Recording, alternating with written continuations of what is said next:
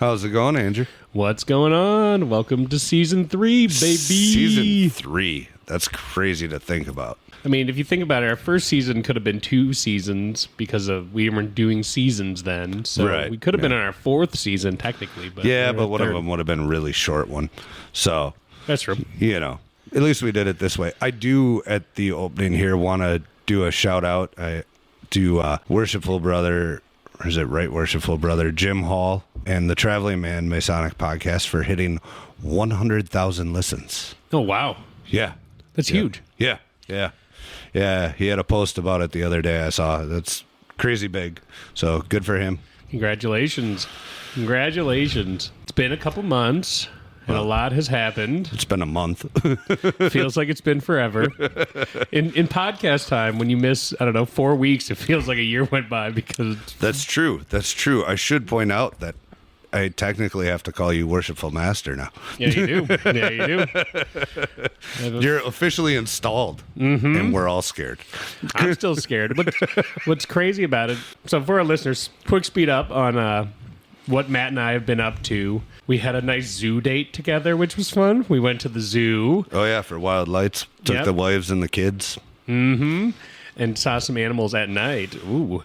And there's like a light thing set up for Christmas. We had installation come up. Yep. And so I'm officially the master of my lodge. And also we had our Breakfast with Santa event, which had a record-breaking number of people. Yeah.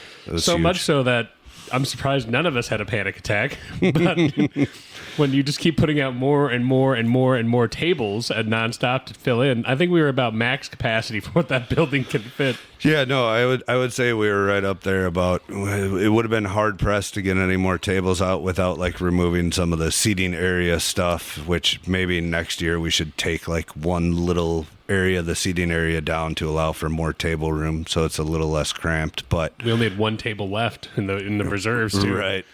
So it was definitely very successful. The team ran it very smoothly. It was very stress-free, honestly. We just kind of kept doing our things, and it was like, should we put up another table? Yeah, just put one up. You know. To be fair, it seemed like the kitchen was less stressed because you guys had your inventory under control. The floor team with me was like, table? I'm like, just keep putting tables out until you stop seeing people walking in the door. Or you run out of tables. Yeah, I was like, another table. Snip it off. Get me some stuff to put on it. Another table. Get the chairs. Yeah. No, it was a lot of fun, though, and it went really well. So. Yep. The weird thing about being now installed as master, but at this time of year, since it's right around the holidays, I still feel like I'm not master yet because I haven't done my first meeting, which will be next week. Right. And I've been Worshipful Brother Jeff, who we'll bring up in a second, his last agenda to try to figure out my agenda. Mm-hmm. I'm like, wait, what were we even doing? Actually, your first meeting will be the day this podcast comes out. Yep. Yeah.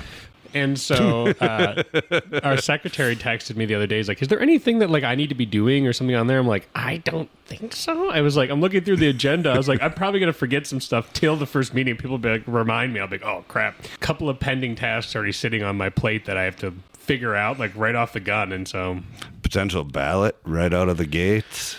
Yeah, potential ballot right out of the gate. Degree teams already need to be assembled, which I don't even know how to do yet, but I needed to learn pretty quick. Big event coming up right off the bat, one of our biggest of the year with the Robert Burns Table Lodge. And to our listeners, if you have not signed up yet and you live in the area and you want to come to the Robert Burns Table Lodge, please RSVP ASAP. Yep, you'll have about 5 days as of the airing of this episode. Yep, and you can do it directly on Groupable. And by just simply clicking on the event, there's a RSVP button that allows you to pay and sign up. Right. Or else you can send a check in the mail. Right. Yep, that'll work. You can find the flyer on our Facebook page if you need more info or reach out to us. Yep.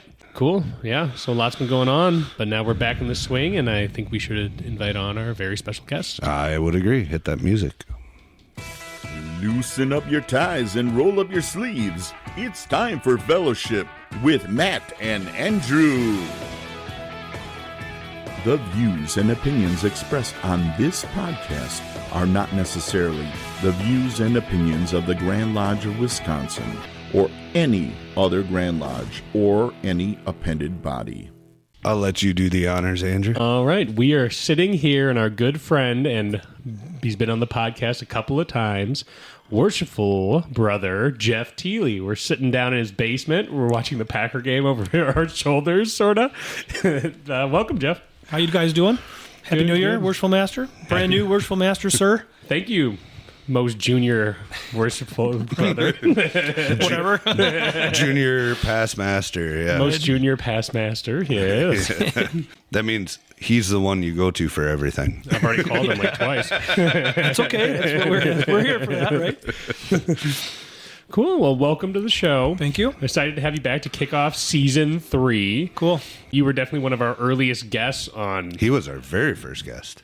Oh. He was our original guinea pig. Wow.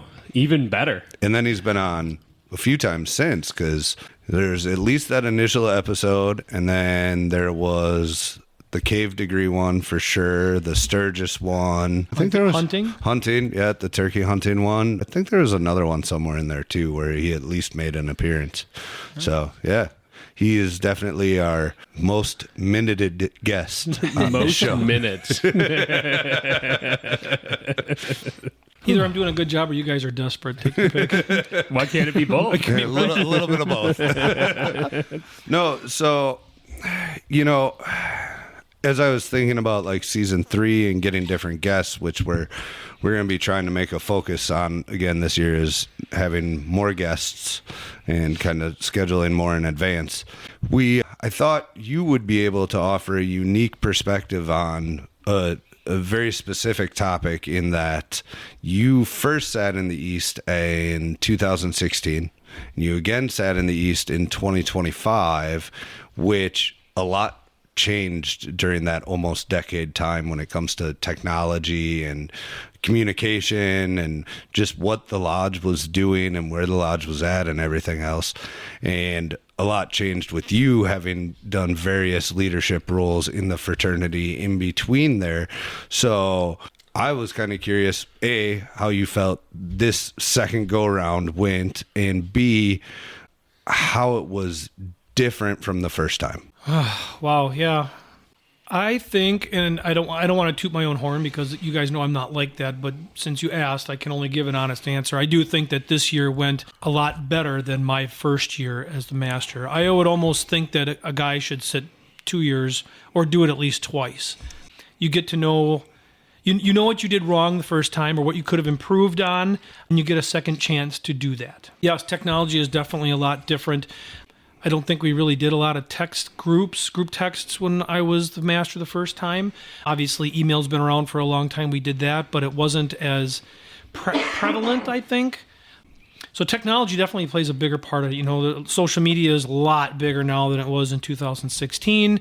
We barely use a website anymore. Everything is social media or, the Discord or the Facebook or stuff like that. So communication, I think, plays a big part of it, a real big part. I was able to stay in contact with my officers more. I believe in not only transparency as much as a boss can be as transparent with, the people that work for him.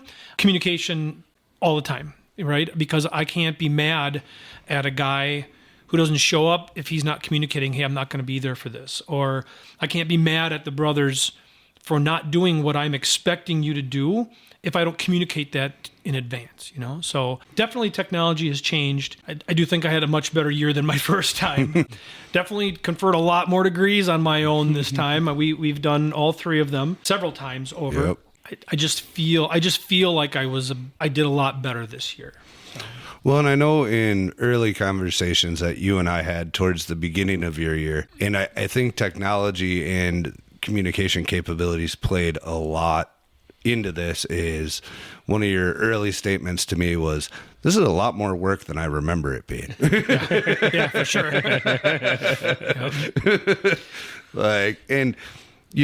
Yes, texting and email and social media existed in 2016, but I've been trying to go back and rack my head and being like, how many group chats did I have in 2016? How much was I really utilizing email, or how many places were really using email blasts and stuff like that? And, Facebook definitely, if you look at the trend of social media, has become gigantic like in the last decade or so, like 15 years. It's really started to blow up versus what it like initially was in the early 2000s up to like 2010, 2015. And so I was just like, man, that has to be just such a different landscape to navigate now. Like, and that was my first year in the East, that landscape existed. So I don't have anything to compare it to. Well, and think about this. What was Lake Lodge like in 2016? Well, we still do a lot of the staple events now that we did then, right? You mentioned Burns Dinner's coming up, of course, at the end of January. I highly recommend everybody come. It's a great event. It's cheap, $35. Yep. For a great meal and good fellowship. You can't beat it. And libations. You get your money's worth. You do. Yep. You absolutely do. And it's a good time, So we did Burns. We did Breakfast with Santa. I think we do a lot more now than we did before, We've got the axe throwing. We've got Chill on the Hill. We've got just a lot more events that we're doing now. So it's definitely a lot more work now than it would have been in 2016. We always had pretty decent officer corps. Lake's always been pretty blessed with that, although there was, that smidgen in when Brad started that we had a couple of holes, which is why Brad sat for 3 years straight to fill those holes. But we've been very fortunate to be able to fill those holes in our line every year since 2016. So, but yeah, it just, the lodge itself was there, still active, still good, still did, what I think is by far some of the best degree work in the state. It just, this is we're a lot busier now. I think that would be the biggest change. We're a lot busier, and we have officers now that are a little bit more in tune to the communication and the social media and the technology aspect of it than we were in 2016. I just feel like I'm scared now. That he's started years like, I don't remember this being as busy as it was. And I'm like, oh no. Well, I'm not going to sugarcoat it for you, Andrew. It is a lot of work, and your phone will blow up at the most inopportune time where you're like, I don't really want to be dealing with this right now, but this has to get dealt with. And you're like, and at the end of the year, you're like, I just want to turn my phone off for a week. It is exact. It's been a great month. No emails, no texts. Jeff immediately was like, remove me from all of the text groups and take me off all this stuff. I don't want to see it. And there's two reasons for that. Number one, because we are such an active lodge and we do so much, and the communication has gotten way better since it was in 16. You're constantly communicating. Right? I mean, we're talking to all of the officers or a couple of the officers or the junior warden and the kitchen staff. Just, we're always communicating, but that helps drive an active lodge, right? So, and the master should be with the trustees, The trustees aren't the single entity that runs the lodge, right? They work for the master. The master's elected by the people. And it's important to stay in contact with the trustees. So there's a lot of different text groups and emails, and that is I thought about that this morning when I looked at my calendar and saw you guys were coming over today. I'm like, man, it's been really nice and quiet in the last couple of weeks. Not a constant ding, ding, ding, ding, ding. Yeah. Because you have to remember, if all officers respond, that's 13 guys in a text group. That's potential at least 10 text messages flying back and forth by 10 different guys at any given time. It's that part of it has really been nice. Well, then if we start memeing each other, it could be 35 dings. Oh yeah. Right, because everybody puts their at least 3 memes in. So. Yeah, that's true. That's true. We do, but I think that's good for the group. Having that steady stream of communication when something comes up, maybe on the fly. You're not always just reaching out for business. Sometimes we're just having fun in that chat, and it develops the camaraderie of the team, So I think it's a useful tool. It does get a bit overwhelming at times. So. It can, yeah. But you know what? But that's, as the master and really, when you think about it, as an officer of the lodge, that's the sacrifice that you agree to. When you are elected or you are appointed, right, asked to be an officer of the lodge, that's the sacrifice you make. I'm not saying Masonry should be first and foremost on everybody's list, right? But to run an active lodge and to keep an active lodge steady and going and to be as good as we are, and that's not being arrogant. We do a good job, and we can prove it. But But that's the sacrifice that you agree to, is staying in contact. I would agree. So I'm trying to learn when I'm going to shift from my Andrew persona and then slowly devolve into Jeff. Because like right now when I'm trying to get like follow-ups and stuff like that, I'm still in the Andrew persona, like, hey man, no big deal, just, it's really important by this date, I'm giving a lot of leeway, little softness to it, and I'm waiting for the point where I'm like, all right, mother effers. Yep. And Like- that is legitimately how you start out too. You're like, okay, I want it done by this day. Please have it done by this day. And then the first couple times somebody doesn't get it done by that day, then you're like, all right, now we got to have a chat. It changes real fast. Real fast. Well, and like the challenge that I've found is like where me and Jeff diverge a little bit is Jeff is very deadline driven, but he also sets his deadlines in advance enough that there is some wiggle room for when they fail to do it, right? That you can have a chance to jump back on them. I am a little bit more like, since I'm a procrastinator by nature, I'm like, you missed it. It didn't ruin my life, but you need to hustle now and get it done. But I'm just waiting to see when that changes in my heart. I start to be like, dude, like, guys, I'm not asking. Well, the thing is, what has almost already started frustrating me a little bit is since I am so nice and understanding, I'm like, don't take advantage of it though. Like just do your stuff. Like Jeff just said, you agreed to do this. Right. I've gone through, every one of these chairs. I have also done what you've done. And I understand that things get in the way sometimes and stuff like that. So I'm understanding, but like, you still have to do it. Right. Fulfill your obligation, right? And I look at setting deadlines for different tasks that I'm looking for people to accomplish, much how like I run the kitchen and the speech my stewards got this year. My goal is for dinner to always be ready 20 minutes early. And for us to have all our stuff done 20 minutes early. So, A, we can take a breath before service begins, or B, we have 20 minutes of wiggle room if something didn't go right. The oven doesn't heat up like it's supposed to. That's right. So if you give somebody a deadline, give them an early deadline. So if it doesn't happen, they got like another week technically before it's an absolute must-have, right? One thing I've had to tell myself all my life, not only in masonry but in my personal career or personal life, things with my friends and whatnot, and something my mom told me. She always would tell me, because if you think I'm like this now, I was like this as a kid, let me tell you. My mom would always say, Jeff, you can't expect everybody to be like you. And that has resonated with me for years and years and years, right? I mean, my mom is now passed. I'm 52. It's been a long time.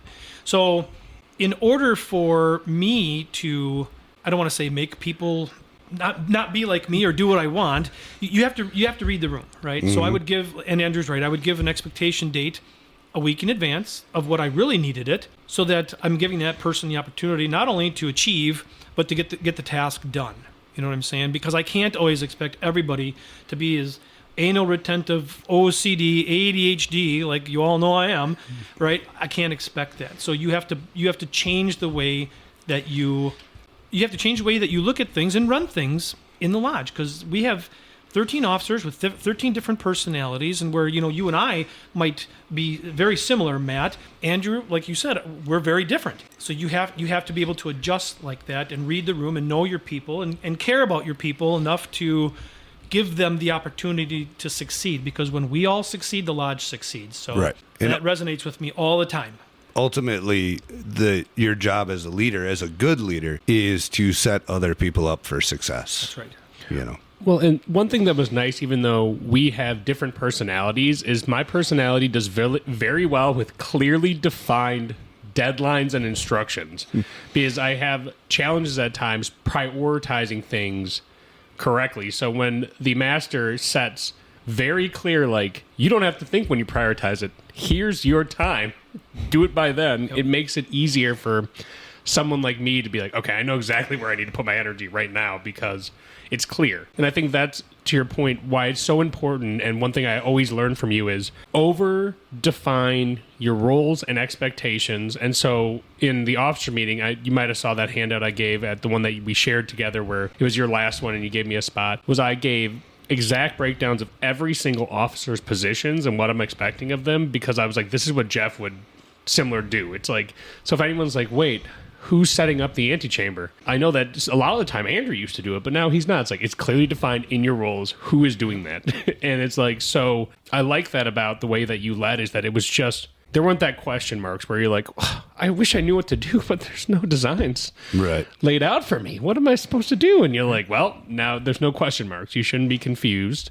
Well, and then if somebody doesn't get their job done, you can go back to that and go, no, it clearly says this is your job right here. Yep. Well, I think two of the things that I made big changes on this year was, number one, as the master of the lodge, you are the one elected to run the lodge. If you can't handle it, get out. Right? You shouldn't be in a senior warden or junior warden's position ready to move up if you're not going to be able to handle it. My very first year, I let a couple of different brothers run things, and I said, this is not going to happen this year. Right? I'm the boss. I'm a different person than I was in 2016, obviously. So that's the one thing that I did change. Number two, and this goes to the communication part that we're all speaking about right now, is with your blessing, Matt. Right? It was 6 months into your term. I had the first of several officers meetings throughout the year, right? I did this as a district deputy. I had regular officers meetings with my team meetings, right? So that they would know what's coming out of the Grand Lodge right now. So you could give the best information to the group right now. I do feel it's important to get together face to face, right? I always pop for pizza and beer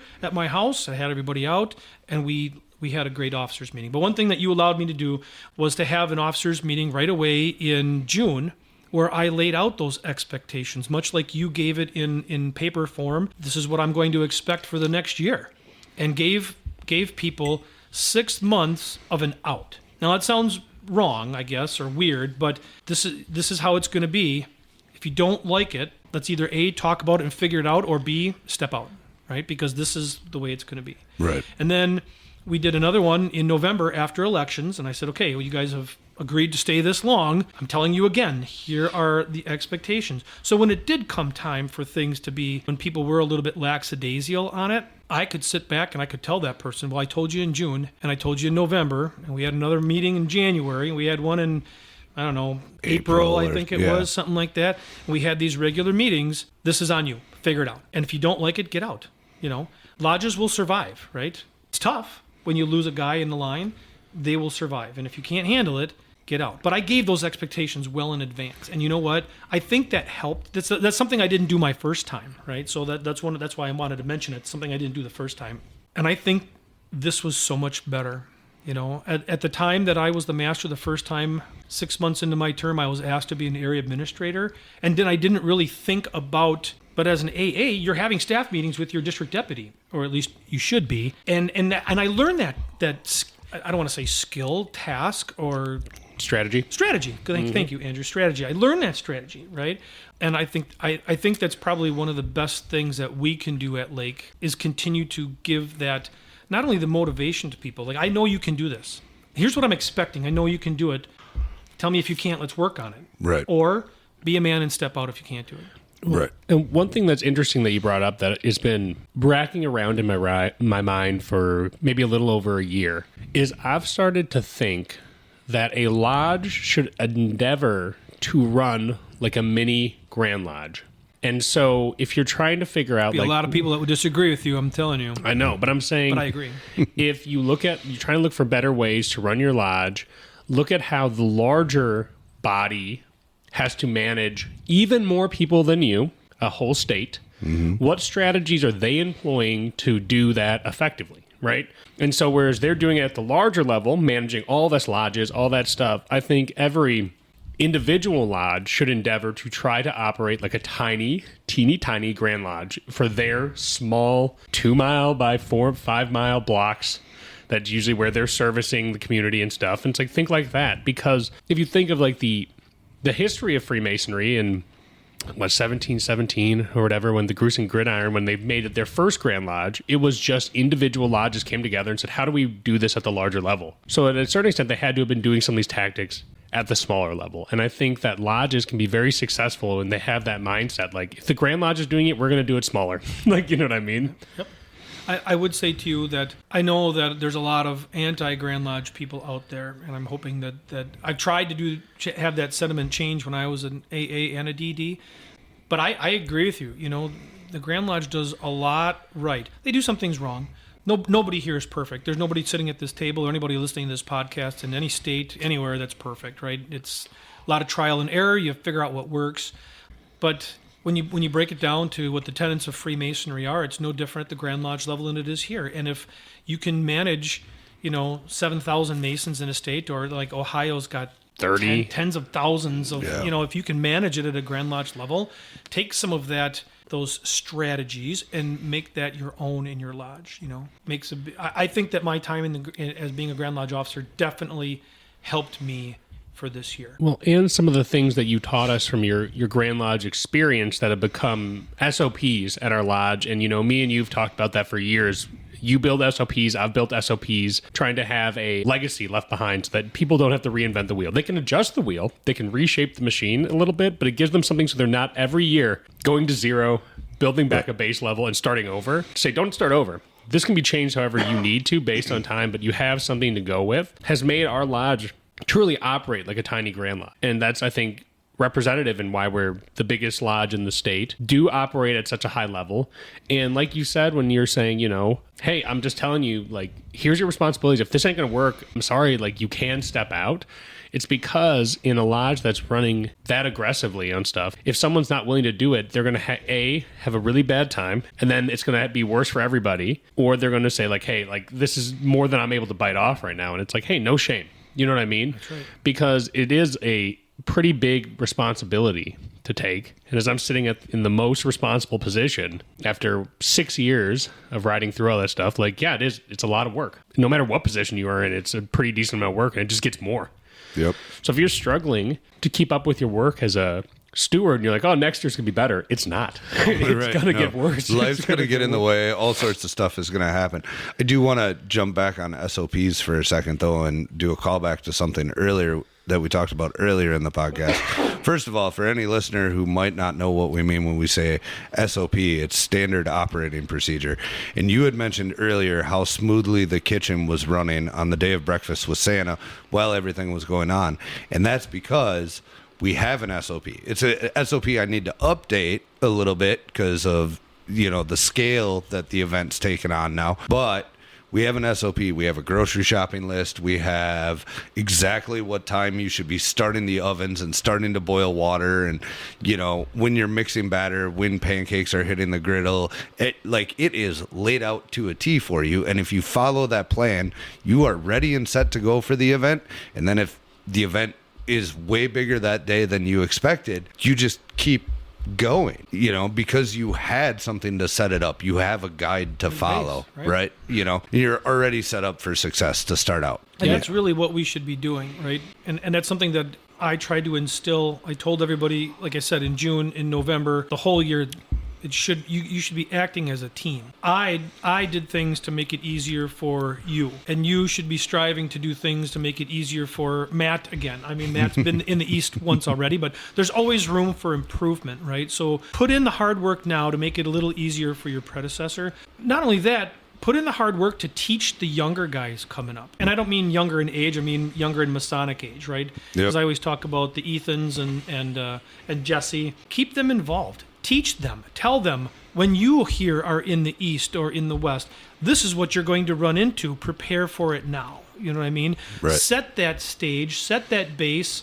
not necessarily an SOP for it, but set the base now so that they see it, they read it, they learn it, they understand it. So by the time they become, an elected officer and whatnot, nervous but somewhat comfortable. Yep. No, and that goes back to transparency. The more transparent you are as a leader on things you can be transparent on, right? Because some stuff you just can't be transparent on. Some stuff needs to stay in a small, close-knit group, because I went through that my year in the East. At the very end there was an issue that needed to be resolved, but it needed to stay like amongst the Worshipful Master and the wardens, and that was about it.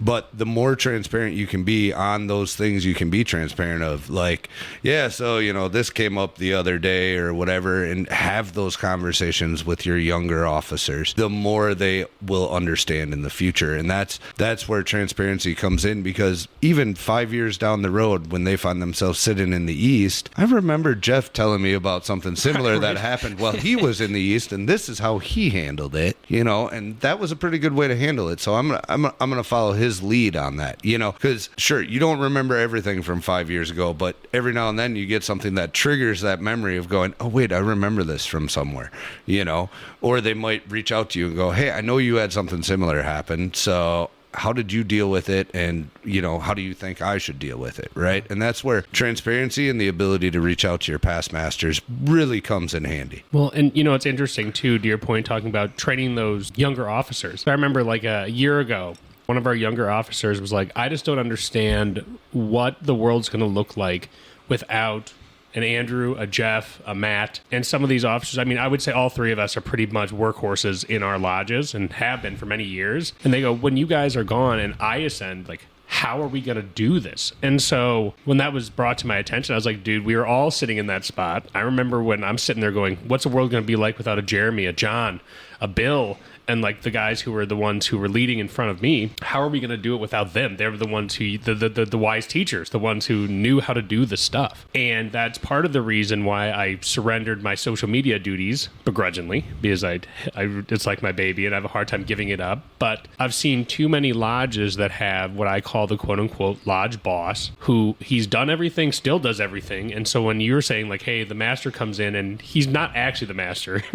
He is a puppet for the lodge boss who actually knows how to do everything, because he's held all of these responsibilities for so long. When that guy goes, a lodge almost can collapse immediately because they haven't passed on enough. So when I was thinking, I need to cross-train and pass this off, it was to say, like, if you give away more stuff, because we, when you were in the officer's line still, as of, a couple months ago, you were wearing so many hats. And you've always worn so many hats. I wear a lot of hats. Matt wears a lot of hats, doing various, not only your main jobs, but tons of other little side things, is trying to peel some of those things off over time to say, we got to spread this out. Otherwise, if you, when you are done and you take the seat to relax for a second, they're going to be like, well, this is a lot to be taken on. Like we're F-bombed. Well, and that's part of the reason, like with the open house. I started the open house and then instantly went, it's just going to be housed with the junior warden, so that every year there was somebody new organizing and coordinating that event so that they could get that experience. So it wasn't just, well, Matt will take care of organizing the open house every year, right? You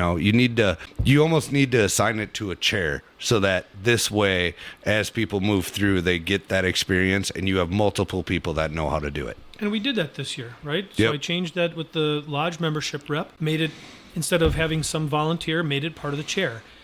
A junior officer, but somebody who's been around for a couple of years, right? So junior deacon, if lodges are able to move somebody through the line every chair, right? So I made it the junior deacon, and I think that Ethan did a really good job with it. Obviously, he's now moved those reins over to Jesse, and I know Jesse's going to do a good job with it, but putting that out there early to them, like I mentioned before, and being transparent in our staff meetings, right? And specifically talking to those young guys. Hey, when in 4 years, when you're the boss, you're going to come across something like this. Pay attention how we're doing it now, right? So I always try to point these things out to them and keep them involved and keep them, what is your opinion? Well, what do you think about it? Even as a junior officer, because it not only builds that camaraderie, but it's building that team, and it's building these younger bosses, really, when you think about it, right? And so now Ethan's passed that off to Jesse. And Jesse's going to pass that off to Ethan. It's important that we continue that, so that when they do have those problems, like you mentioned, Andrew, what happens when the Matts and the Andrews and the Jasons and the Jeffs aren't there anymore? Well, you should have the basis. You should have that groundwork laid. Right. We're always going to be a phone call or a text away to help you or give you our opinion, because they ask for it. But teach the young guys everything that you can now about everything that there is for every chair for the lodge, as much as you can. Be as transparent as you can, and you're going to build those new leaders. Again, like you mentioned, Matt, some things stay between a master and a couple of wardens, or the master, the secretary and treasurer, something to that effect, right? that's just part of human nature. If anybody's ever run a business or been a boss, you know you're not always giving 100% out to the people, 85% as much as you can. You got to. That's one thing I definitely did different this year was communication in that fashion, and I think it worked out okay. Oh, I agree. And I've been thinking about it a lot lately, like what makes us strong as a line. And we ran into a couple of line issues over the last couple of years where we had to have people step away and stuff like that. But the transparency and the training that we do with these officers, and since the Packer game's on in the background, it's kind of popped my head. Does everybody remember last time the Packers won the Super Bowl, right? It was the 2010 season, so Super Bowl was played in 2011. Sam Congatto was our running back in the Super Bowl. He was like the third string running back at the beginning of the season. But as that season progressed and those players were interviewed, the team's motto was next man up the whole way through. And that's how you develop a strong line in your lodge, is if somebody can't do it, somebody has to step out, whatever, next man up, willing to jump in, get the job done, next man up, next man up, next man up. God, that's how they must feel right now with all the second and third stringers they got rolling around this game. We're currently losing 13-0. So. Well, I fully expected that. I'm not looking. Yeah. No, but yeah, I think there is just a lot that we learned from you over the last, not even just the last year, the last 4 or 5 years on how to an effective organization. And when we were talking with Jeremy and Victor on our veterans episode, they were talking about all the things they were saying veterans bring into an organization. I go, that's just what Jeff does. Jeff. Yeah, Jeff. I go, that's Jeff stuff. If you guys could ever visualize Jeff's camper, and you can just try to visualize a camper, if you ask him, like, hey, man, where's a pan? He's like, upper left drawer, top shelf, left. You're like, where's bungee cords? Bottom bunk under, like, storage area. It's got to be in a blue container there. And it's like everything is all organized and has its spot. So it makes the operation go smoothly, but there's no, like, oh, you need that. It's like, I've already planned every outcome that could possibly happen. Because you can't plan every outcome that can possibly happen. So Right. you might as well try to prepare yourself for what you can right off the bat. Prepare for the worst and hope for the best. Yep. Hi, listeners. I'm Brother Samuel. I'm Brother Gabriel. And I'm Brother Ryan. And we're the hosts from the Third Degree Masonic Podcast. We hope you're enjoying Time for Fellowship as much as we are. If you're looking for further knowledge on Masonic topics, then check us out on the same platforms as Time for Fellowship. And remember, craftsmen, Keep your working tools in order. And always be on the level. now, let's get back to Time for Fellowship. I think another thing that helped me this year too was not everybody gets the opportunity to sit every chair twice. Mm-hmm. Or almost every chair twice, right? Brad sat his 3 years straight. That's huge, sitting 3 years as a master. Jeremy sat for 2 years straight. I actually had the opportunity to go back and kind of do things better in the chairs that I sat. So my first time through, I started as junior steward, skipped senior steward, and sat every chair. This time I skipped the steward's chairs and went in as junior deacon, but sat every chair. I made better meals as a junior warden, way better meals than a junior. You guys didn't.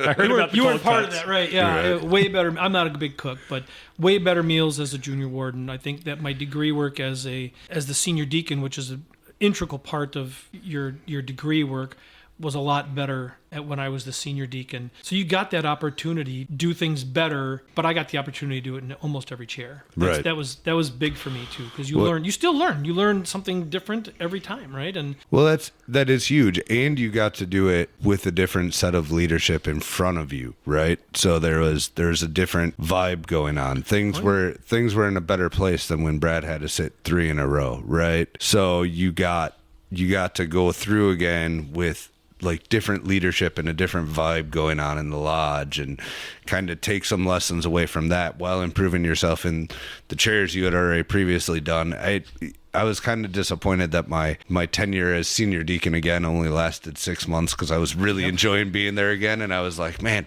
next man up. you really got right. Yeah, exactly.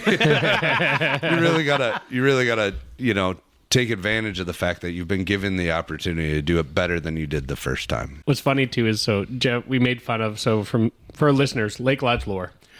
Jeff was given so much crap about his cold cut sandwiches. Yeah. So It wasn't every time, by the way. Seriously, it pizza and cold cut sandwiches was like the joke. So when he's coming back in to Junior Warden, I think we were at the bar. He's like, guys, I was thinking I could probably make a casserole. And then we were like, that sounds amazing. He's like, I've been seeing this woman on Facebook, and she's been making a lovely tortellini casserole. It looks Girl really Gone good. Grilling. She's amazing. Yeah, and he's like, I think I could do that. And we were like, yeah, I think you absolutely could do that. Right. So he gets that done, and it's a success. It's delicious. I said, I think I have another idea we could do from a similar type of thing. I'm going to make sliders with chicken tendies. Those were way good. Those were super great. good. Yeah. And then so this fear that he had of being like, I can't cook, it's like, oh, you can. You just need to see a video on how to make something and then do what Jeff can do well, make it bulk and go boom. Out Right. it goes. And so then it worked out. So it's like you not only get a second chance at Worshipful Master, you get a second chance at Junior Warden, being like, well, now I'm going to try to do what the I looked wardens at it in like front of you were makeup, doing. dude. It was I was making up for it for the first time. You know what's sad though is you get into that mindset now, and I can't help it. But every time I see a video of a recipe, the first thought that goes through my head is this scalable for like 30 people? Absolutely, man. You got to use that stuff to your advantage. And then the crazy thing is you get this 30-person mindset after you're done with the warden. So like when I did my birthday party like 2 years ago, the chicken tendy party, I immediately go to GFS and I'm just doing the same thing I do shopping for Lodge, buying in bulk. Night before, I'm marinating stuff, and I'm like, I'm in Lodge mode again. Right. Matt had to help me out at that by cooking at the fryer because it was taking forever. But still, it's like that same mindset. You learn that skill to be like, I can make food now, small or big. And then you get that mindset, like, where do I shop? How do I get in bulk? How do I do this stuff to make it affordable? How do I stay under budget? Well, and it makes it so much easier even in your personal life to host a party at your house, right? Because now you're like, oh, I can cook for 30 people. Yeah. All right, no big deal. Right. That's right. So I think that this was how can I put it? It was easier because I knew kind of what to expect, but it was harder because we do a lot more work than we did in 2016. I do think too that listening to different points of view, right? I called you many times, Andrew, for a different point of view. Don't yell at him, Daddy. Don't yell at him. Yeah, right. A different point of view. I think that, Sorry, I'm going to be stuck on that for a second. I'm going to kill him. Don't kill him, Daddy. Don't kill him. if you, I almost lost my train of thought. If you always go half-cocked, which something I've been known to do many times, I think this year listening to the tenets of what Masonry does, right, to make a good man better. I took a little bit more time this year to stop, decide, right, think about it, weigh the pros and cons, talk to a different point of view, I talk to Matt often, I talk to you often, Andrew, a different point of view to make a more well-informed decision. I think it's piss poor that a leader would surround himself with all yes men, because you're not really effectively leading, and you're not doing the craft or your job or your business or your military squad or whatever any justice by always having yes men. You have to have somebody there or several people that will say to you, "Oh, hey boss, I think we should maybe think about it this way. What do you think about doing it this way?" Now, you're not always going to take that person's point of view, but there might be, instead of having a split in the road, you might come together and say, "Oh, that's a really good idea. How do we merge these two ideas by looking at a different point of view?" And so this year, I really made it a point to call you for a different point of view, or my son Ryan for a different point of view. Ryan and I look at the world a little differently sometimes too. He's much academically smarter than I am, and he's very worldly because he makes himself worldly. So I would call him once in a while and say, "Hey, what do you think about this?" to get that other point of view. And I think that was something that helped us this year too. Because you and I think so much alike, right? I want to ask you, I'm going to flip the script and ask the host a question. How do you think that worked for us this year by me asking you and seeing some of what you would say or combinations of what we were thinking come to light? What do you think?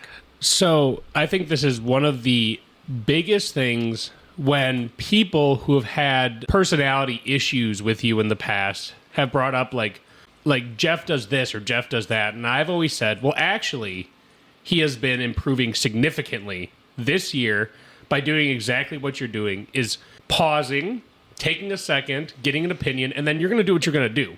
But the decisions you've made after that have been better decisions or more like logical. So, for our listeners, Jeff comes from a law enforcement background. And I think that anybody who comes from a law enforcement background has some habits that they develop within the law enforcement field to always feel like, for example, someone is out to get them. Jeff knows this well enough. And it comes from that. And, we've always said, and Matt and I have talked about this a lot, in the age of text messaging, you're so accessible that it feels like you need to respond immediately. Just, this son of a gun, how dare they? And then you can just go bop and come right back at them. But what you learned this year, even in that pausing to make the phone call, is it gives you enough time to stop and think, like, don't just react. And just in the discourse, so I learn a lot by just talking.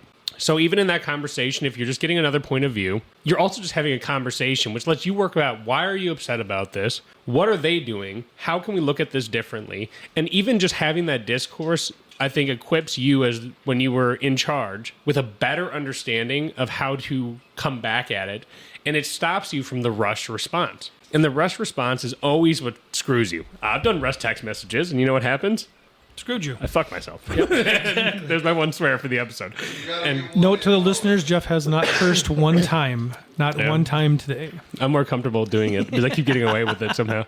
And so, like, with that, like, yeah, I think that was one of the things is that through our conversations, I saw you chiseling your corners in some spots and being like, all right, yeah, you're right. This person is either A, not worth my anger because they have no control over the situation. So you don't need to just put them on blast. You can just be like, no, like, we're not going to do that. Sorry. You can be mad all day. You can scream to the wind, but I am just the man who's sitting there going, you're just not, doesn't matter to me. Like, have fun with it. So I think that that's really good advice to anybody, even myself. I don't have the answers, but in the conversation, and we talk about this on the podcast all the time, in the fellowship in the conversation, you'll find yourself just coming to a better solution a lot of the time. And it might not be just taking that person's point of view. It's just sharing ideas and then coming up with a new idea to how to handle something. I'm glad to hear you say that because I did rely on you and Matt quite heavily this year for, slowing down, taking a breath. How do you think we should handle this? Sometimes you fire off, right? And that's just the way it is. But you have to be, I think you have to be able to make a sound decision based on different points of view. And that's something I also did differently this year. Like I said in the beginning, my first year, I let two brothers of our lodge really kind of run things. It's embarrassing to say that because a leader shouldn't do that, but I was young, and it definitely made me better and different this year.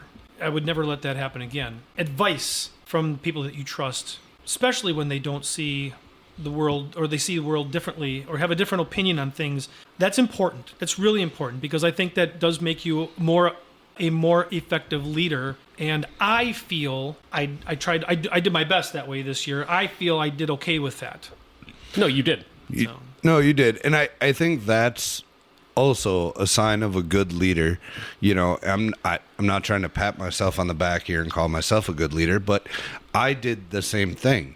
My year in the East, I spent a lot of time talking to you about things. And I spent a lot of time talking to you about things. Mm-hmm. And it's honestly, you need that different perspective, or you just need to bounce something off of somebody before you handle it. It's either going to confirm how you wanted to handle it, or it's going to give you a different opinion, and maybe there's a middle ground there, or maybe you're like, nope, that other way to handle this is way better than I would have done it. That's what your wardens are there for, right? And that's part of the training of your wardens too, because now your wardens get to understand some of those things that go on, and they feel like their opinion is valued as a member of the team. It creates multiple things on multiple levels. You're being transparent.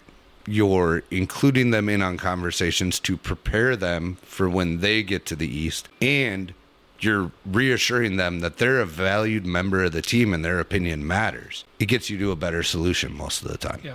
Well, and to Jeff's point on the problem of the yes man scenario. So certain types of leaders always think they know the exact truth, right? and they go, my truth is the truth. And those types of leaders who think that highly of their opinion will be inclined to feel any sort of pushback or different opinions as a threat to that belief that they hold, right? Well, no, I know better, so how dare he talk? I'm going to take it personally that he has a different opinion. When you'll find that with your friends and your people you surround yourself with, when they're pushing back out of it, it's not because they dislike you. It's because they're trying to help you. And so what the weakness is within that, you come up with a super dumb decision and you just go, oh, you know what? I'm going to do this. And then the guys go, heck yeah, boss. I think that's the smartest thing you've ever said in your life. And then they go to the next guy. He's like, dude, I want to kiss you on the mouth. Yeah. And then they're like, okay. And he's like, heck yeah. And then he goes out and does it. But then he's not having the opportunity to even self-reflect or having a challenging conversation. The biggest strength a leader can have is someone who thinks differently than them, because in the discourse, they both get to learn about each other and actually come up with a better plan. Because when you're only looking at anything from one perspective, you're putting blinders on each side of your little eyes, and it's not going to give you the best results.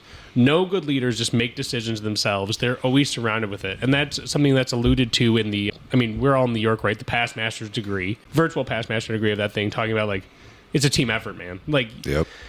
You're going to need this, because if you lose that, that's where you see this toxic leadership. And it is something that I think any leader in any position, whether it be a lodge, something at work, in the Grand Lodge level, whatever it might be, needs to take very, very seriously. Because if everyone in the room just goes, I love you, then you go, what? And then they're like, what do you think? It's like, I love you so much. You want to know it's messed up. You want to know the secondary problem to that? All those people that sit in that room and go, I love it. I think you're doing everything the right way. As soon as you're out of the room, they talk shit about you behind your back. Yeah. They'll never say it to you. But the thing is, any leader knows that people are going to have criticism. If you're not hearing it there, you're hearing it somewhere else. They're saying it somewhere else. Well, if you think about our staff meetings this year, not only starting in June with Matt, or in Matt's year, but the whole year, right? I mean, we had the cookout here at my house. We did a staff meeting. The whole every one of them that we did. I always ended with going around the table. Tell me what you think. What have I done wrong? What have I done right? Right? This is an open forum. No one's going to get in trouble, right? I was told that once, and it wasn't true, about opening your mouth and giving opinions. But that's so that life experience made it different for me. I truly wanted everybody's opinion. Some guys, once in a while, a couple times, like Ethan R. would say, well, I think this. Okay. Take a note, right? Mm-hmm. Maybe change the way you're doing it, or at least take that into consideration. I will say at my last staff meeting in November-ish, I think it was after elections, right? Mm-hmm. I was actually a little disappointed that, because I know I didn't do that. I mean, I did a good job, I think, but I didn't do a phenomenal, freaking great job. I was a little disappointed I didn't get more negative feedback. I did. Well, yeah, but I can always count on that. Even if I was 100% perfect, you would find that 0.5% that I did wrong. That's what frustrated me in that meeting too. Is I was like, Jeff wants your feedback, and everyone's like, love you. And then I did. Just like he wants your feedback. He's asking for it. Help him. They did do it throughout the year. Don't get me wrong, but something that Jesse said at installation. One line that he said to me in what he wrote really stuck with me about how you can be intimidating in your own way. I'm slightly okay with that, but slightly troubled by that, right? I don't think that a boss should be intimidating, but you should know that that person is the boss, and you need to respect that person who is the boss. And if that means being intimidated by that, sometimes, so be it. Not intimidated to the fact where you're fearful, because I don't think that I was that bad, but, I wish I would have gotten some different feedback, like next time don't say this or do that, because I asked for it and I can handle it. If I couldn't handle it, I wouldn't have asked for it. When you can take that feedback and not be upset or mad or pissed, right? But absorb it and listen to it and pay attention to it, and maybe even make that change. That just makes you another step closer to being a better leader. So I was a little disappointed I didn't get as much negative feedback, but and it would be an arrogant fool to think that you did such a great job that nobody's got anything bad to say. you're just an arrogant fool. Yeah, I didn't pitch in anything at that meeting because we've had those conversations. Well, you in and I private. talk every day, man. I mean, right? So that's a little bit different story. But I mean, I didn't need to add it in because we already talked about no, it. and when you think about it, I talk to Andrew on average, at least once or twice a week. Yep. I would say on average. So between the three of us, I can understand that. But your senior deacon, your junior deacon, your stewards, your counselor, right? Did I ride Joe too hard on being a counselor? There were times, when I would talk to him about education. He's like, well, that's not going on. I said, that's not according to the plan you gave me. Well, let me take a look at that. When was I too hard? I really wish I would have had just a little bit more negative feedback because it makes me better. So the whole like intimidation thing is a weird thing, and I always go back to when I did. I didn't mean to be intimidating, Justin. No. when I go back, He knows. But when I go back to working at St. Joe's doing security, I was like one step below being a supervisor. So I was the training officer a lot of times for, new guys coming in and stuff like that. And I got called to my supervisor's office one time because the new guy felt like I was intimidating while I was training him. And in my mind, I went, what did I do that was intimidating? I told him what goes on at this job. I've been showing him everything else and stuff. And I quickly processed it in my head, and I looked at my supervisor and I went, well, if he finds me intimidating and I'm on his team, should he be here? Yeah, because the public's going to be twice as intimidating. Right? So they're everybody has a different perspective on that. And I wouldn't say that you're intimidating. You just want to see stuff get done. and done right. Right. And to your point, where the intimidation is mixed, is I think people were intimidated by not doing what they're supposed to do. Right. But any feedback I've ever given you, you weren't like, I'm going to take this personally and I'm going to come after you. You would go, oh, okay. And then you'd write it down and you'd go, okay, I'm going to take your feedback. And I mean, there's an important thing to be said about giving feedback correctly. Like, don't be an asshole and just like rip the guy a new one when he's asking humbly for feedback. So there's an important way, like give effective and not rude feedback. Sure. But I think the fear might have came from is I got chewed out because I didn't do what I was supposed to do. So now I'm afraid to give feedback when you shouldn't, because that was never where that was directed. So I think the difference and the confusion that probably happens for a lot of people, a lot of times light bulb just went off for me. There's a difference between intimidation and accountability. Yeah, and people confuse the two when you hold them accountable for something they didn't do. Right. They consider it to be intimidating because they're being held accountable. Yep. When actually the issue isn't that you're being intimidating. The issue is they didn't do what they were supposed to do, and you're calling them on it. Right. Yep, that's a Jeff skill. Huge. Yep. I gave you a task, you didn't do it. Now you're going to hear about it. Happened once at our trustees meeting. More than once, about 7 times. Well, it doesn't matter, about 50%. But also look at how much we got done because people were being held accountable, right? Yep. You got the widows list sorted out. You got all that caught up and taken care of. Parking lot. The parking lot got done. The trustees got moving on the AV system. Think about the lights, too. I mean, The that's a year lights, ago. yeah. The lights. Lights. Yep. We reorganized both of the offices and got those squared away. The New chair- tiles, new We're- ceiling tiles. The chairs happened in my year, right? Because Yes. I finally put my foot down on that. Like, I'm tired of talking Bill was about these still damn alive. chairs. Yeah. Yep. Let's go get the chairs because I'm tired of talking about them. Yep. Jeff, what would you say? We've talked a lot about the things that went well. What was your biggest challenge this year to overcome? Teamwork. I said right from the beginning, and I mentioned this earlier, that not that I want to beat a dead horse. I'm big into teamwork, right? My 8 years in the military, you're part of a team. And when we had a good team, my platoon was successful. If we weren't successful, we would not have gotten awards overseas, right, from those particular post command sergeant majors and things of that nature. For my teams, our unit, specifically my platoon or my squad, we wouldn't have been decorated. It's teamwork, right?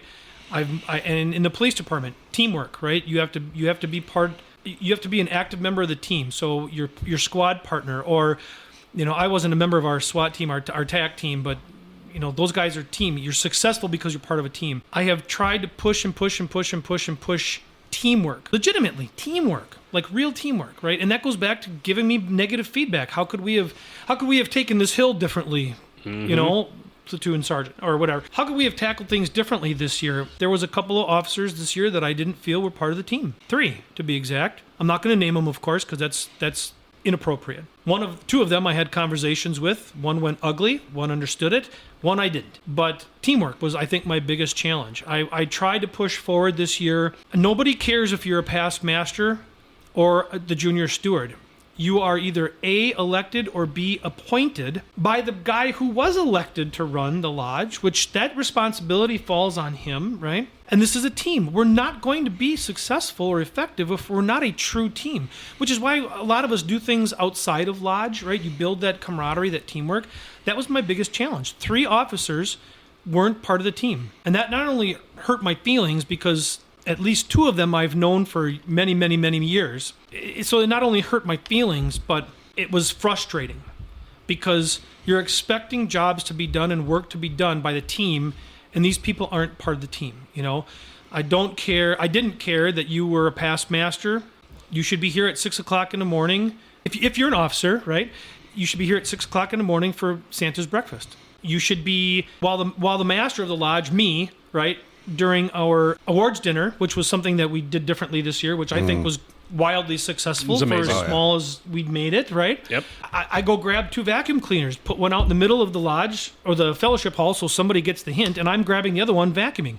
When a member of my team is putting on his jacket leaving. I personally had problems with that. That was probably my biggest challenge. I was very lucky. Lake Lodge is very lucky that we have such a dedicated core and group of officers. Not even me, you know, but you and Matt and Jason and Ethan and Jesse and, you know, now Jim too, and everybody, right? John, super dedicated. We're very lucky that we have this dedicated core group of guys that have been around long enough. I think that I would be less bent out of shape at one brother if he would have come forward early in the year and give us, I don't want to say a personal update because it's really none of our business, your personal life-ish. However, when your personal life is affecting what's happening at Lodge, there has to be a little bit of communication there. I think that things would have been a lot better if that brother would have communicated better. And it's not like he wasn't given the opportunity, right? I gave millions of opportunities.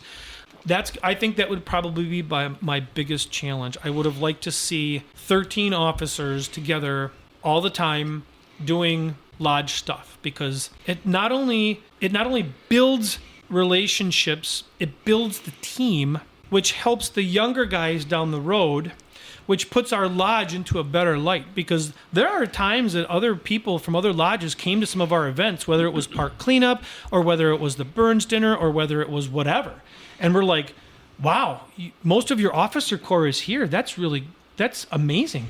Other lodges don't do that. Right. You know, and I've traveled a lot, not as much as you, Matt, but I would say 75%, right? I mean, you're way out there, but I've seen lodges, you know, when there's no teamwork, nobody wants to stick around and help. That was my biggest challenge this year was trying to get 13 guys to be on the team and to buy into that teamwork. And I think that maybe 4, but 3.5 guys. How's that? A couple of them are past masters, and I understand, right? You've done your time in the East. You don't want to do this, or you don't want to get up for that. Again, when you're an elected officer, or the big elected officer appoints you, you have a responsibility to the lodge, and things just work better when you're a team. It's that simple. That was my biggest challenge. That's a long story, Andrew. I'm really sorry. Sometimes I get diarrhea of the mouth about that, but that was my biggest challenge this year, I think. I understand I'm a past master. I don't want to get up that early to do this feeling, but no, I didn't come to the dinner breakfast because I wasn't an officer. No. I wasn't gonna jump on you about that. He's saying a past master in the officer line. Right? Yeah, I know. I'm messing with him. I wasn't gonna jump on you about that actually. So what I was gonna say was, if you're a past master that chooses to still hold a position, you should absolutely 100% be the example of being the person that's there at 6 a.m. Because not only are you establishing that even though I'm a past master, I'm still an officer of this lodge and I still have a job to do. Right. You are also a valued resource for information.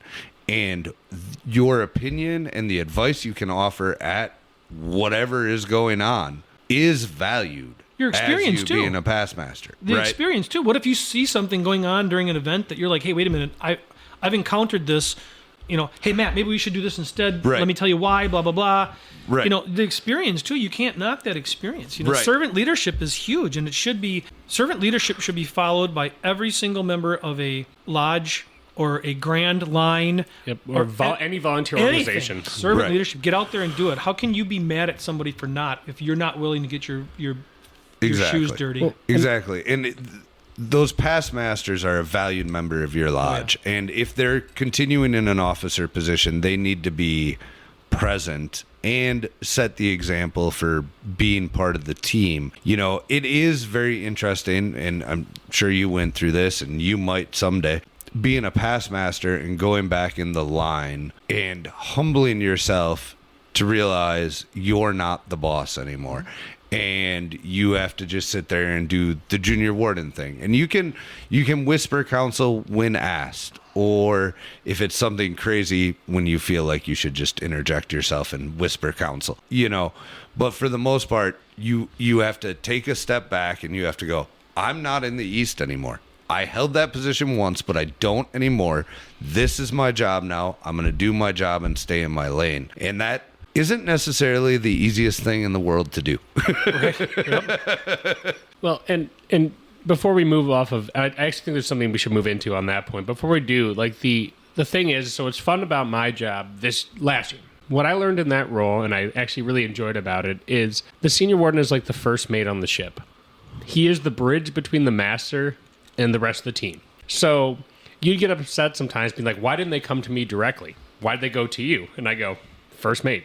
I go, that's the first mate job. I go, the first It was mate. a tough thing to tackle, let me tell you. Well, I know, but I think that was me actually doing exactly what I was supposed to do for you and for them, is if there's something that they are feeling so bad about that they feel too much shame to go to the master directly, they come to you first as the first mate.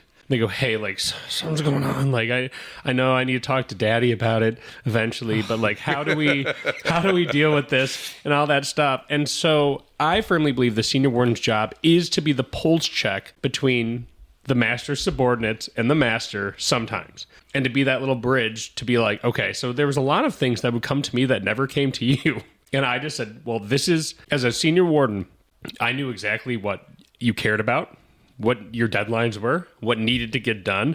So I would filter things that go, this doesn't need to go to the executive. This is what, and standing in your place, I'd be like, this is what he needs to do. So you don't need to cause a scene here. This is what you need to do. And so as the first mate, that was their job, because you are not their boss. You're just the closest thing to it. And so you're given a lot of opportunity to hear things and help assist your executive, because you do sit in between both worlds. You have your feet in both. And so what's frustrating when it comes to the team issue is the team notices when we have an expectation and we're filling in, and we have a strong officer corps that is able to cover for someone who has something come up. And the biggest thing that I took from your year that I still am struggling with, and I'm only not even a month in, is no call, no show. Just nothing happens. And I have to be like, hey man, I'm going to be understanding that things come up and there might be an all officer thing, but something can get in your way, that this is your hobby. But you have to communicate it, and in advance if possible. If you found out a week ago something was happening that was going to interrupt it, why didn't you tell me a week ago? Because then I can figure it out and we'll cover for you. And I'm not going to shame you because something came up. Put that in your notes and address that at your staff meeting if you're having one in January or this month. At breakfast at Santa, 2 brothers, no call, no show. One of the brothers is very new to the line, so he might not understand yet. And I just texted them the next day and was like, hey, didn't see ya. They also both missed the officers meeting too.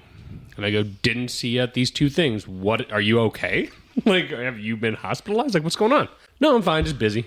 And you're like, okay, I hear ya. And then I had to be like, now, I'm always going to understand that things come up, but you have to tell me. Right? Yep. Because the thing is, the team is strong enough that we're willing to cover for each other. Already a couple of officers that in advance of a couple of events, hey man, I'm going to be out of town for this and that. And I just go, no biggie, just tell me. Because then I will make the time. Write it down, because that's my biggest problem. I did not write it down when people told me they weren't going to be there sometimes. And then had to go back through a text message and be like, okay, I'm no longer mad. Right. Yeah. No, but I mean, that's been the there, thing done is, that one too. when we say all officers on deck, that means unless something else has already been like you already knew in advance and all this stuff, or something crazy came up, we're expecting you to show up. And I think that some officers will feel annoyed because, like, let's say, for example, breakfast Santa start at 6 a.m. They'll say, I'll be there at 7. You go, okay, thank you. That's fine. They come at 7. They go, there's nothing to do. And you just go, well, early bird gets the worm if you want to do stuff, but we still need you here because there is going to be work that's coming up. Sit down and do what you and Byron did. Go play some cribbage then for a second. That's right. Hang out. Show that you're there and willing so that when then the inevitable comes up, that someone comes up and be like, yo, dude, something's come up. We need to do this and that. You're showing that you're willing and available, because I think the challenge with some of these lodges that have issues where their officer corps isn't showing up is because they've built a habit that it's okay not to show up. Mm-hmm. And so even if there's not going to be as much work to be done as you would like, I want the habit to be there that if it's an all-officers thing, you show up and you make your hands available. And if there's nothing for your hands to do, you're going to have some fellowship with your other officers until there is something to do. I'd rather have too many hands than not enough. Yep. And that builds the habit that, hey, on these nights, I'm going to be there. I'm going to do that because you never know. You might have to put out 55 tables and then suddenly you need all hands back at it. I do think that I'm partially to blame for part of my frustration, because I made mention of it once or twice to one of the brothers that didn't come to a lot of things, but I really should have, not looking back on it, I really should have sat him down and said, figure it out, dude, right? We're trying to build a team here. But you know, in the same token, I mentioned teamwork at every single meeting. I try to build it not only in the lodge, but outside of the lodge. I didn't know how much more I could. No, it's just sometimes that stuff's going to happen, and it's unfortunate, right? Because you want everybody to be as involved a member of the team, and you know, sometimes it happens. You can't. Ultimately, you're leading the team. There's always going to be, I don't want to call them the weak link, but out of an amazing team, even if 13 guys are on the team are amazing, somebody's going to be slightly less amazing than somebody else. You know, that's just inevitable. Well, and then the job of the master is to try to figure out how to cultivate the amazingness in that link, or if it's impossible, then figure out what you do next. And I think when you do have a team like ours, where everyone does operate at a very high level, it makes it even harder to be that guy who's like, dude, like my life doesn't allow me to do this, et cetera, et cetera. And so you can make accommodations here and there as long as you know there's something to be built off of. Mm-hmm. But it is complicated. If you don't take that brother aside in advance, you can allow something to fester and then build into a big blow up. And then that becomes unfortunate because you could have been reared off the front. But at the same time, there's that hope, especially when you've known somebody for a while, that they will rehabilitate themselves. And sometimes it just doesn't happen. Right. And I feel like it's a complicated spot to put someone in. And you know, also one thing I learned as the senior warden in a highly effective team with a very task-oriented master is part of my job was to clean up Jeff's messes. So he would go through, tell somebody what they needed to be told in a way that they needed to hear it, but might not be as good to their sensibilities because it feels bad to realize that you're not doing your work. Then I'd come through and be like, hey, buddy. You know, like, I hear you got a little paddling from Daddy. like, just so you know, he still loves you. We still love you. But yeah, you needed to understand that there is a responsibility that you agreed to and you swore to do. Right. And so don't hate the hand who lays the paddle for you who were completely aware of what you should have been doing and didn't. Completely aware is the key, because I laid it out 6 months in advance. No, it goes back to accountability. It does. 100%. You're absolutely right. It's accountability, and people don't necessarily like being held accountable all the time, right? No, they don't. And part of the problem of managing a high-functioning team, when you're talking to those people, it's like you're already operating at a high level. You are one of the high-functioning members of this team because the entire team is high-functioning. Guess what? Everybody else is a little higher functioning than you right now. So I'm going to need you to step it up a bit, which is really hard to say to somebody that's already functioning at a high level. Like, but everybody else is functioning at a higher level than you. You know? I do want to say to any of our conspiracy listeners, When I say paddling, I'm not talking about an actual paddle. Right. Yeah, good call. I want to make sure we understand Thanks for that clarifying as, that, yeah. as symbolic that you get a dressing down. There's not Now, a ritual for that.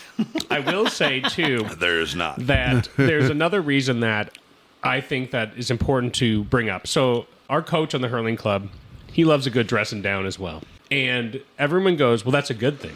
It means he gives a shit about you. And he goes, because there's people that he does not ever talk to because he goes, hopeless. And he just won't even encourage, hold them accountable. He goes, there's no hope for you. Why would I waste my breath holding you accountable when I don't think you're worth anything? So when you receive accountability, it's because that person goes, I think you can do better. Right. And there is a silver lining to that, saying, yeah, it never feels good to realize you messed up. But the fact that he's even wasting his energy on you is because he thinks you could do more. That's a darn good point. I never even thought about And it. if he doesn't, it means, and you know you're messing up, it means he truly just thinks you're hopeless and goes, whatever. Like, I don't even need to waste it on you. You're hopeless. Right. No, I would 100% agree. If I'm going to put my time and energy into having a conversation with somebody to say, hey, you didn't do what you were supposed to, it's because I know they have it in them to do what they're supposed to, you know? I think I waited too late to tell one brother how disappointed I was. I mean, when it came to his job, he did a good job in the lodge, but for our events and exterior stuff or outside of lodge things, I did tell him. I don't know how he took it. I did tell him. I was sober when I did it too. Just That always helps. So to switch gears a little bit from the negatives, which, Yeah. I mean, I think that's a personality thing that I think every master is going to deal with, and I'm already finding sitting on my plate. I actually started getting emails about it before I was installed, which kind of pissed me off, where I was like, I don't need to wear the hat yet. And I was like, why am I getting all these emails? Because you were elected. That's right. I got stuff before elections. And I was like, Yeah. boys, I'm not even in the mindset. Well, it should be though. By October, you know that the guy sitting in the east is a lame duck. He's not going to move any. In a normal lodge that's Right. in a regular progressive line, he's a lame duck. He's not going to. Should be doing stuff all the way up to the end like I did. Right. I was taking emails and text messages and making decisions up until Friday of installation. Right. Yep. But some guys are just a lame duck and they don't do it.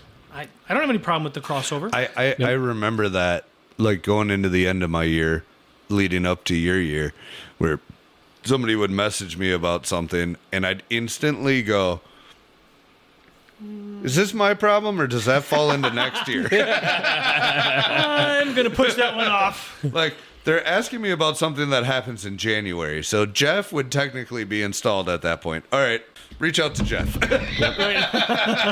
Well, and that's one thing good that Jeff did as well, is including the senior leadership on the types of emails and things going on, so you can have the visibility, like, this is what's coming up. These are the type of emails you're getting. This is what you need to be prepared for. You need to know how I'm responding so that you can learn that eventually this is going to fall on your shoulders.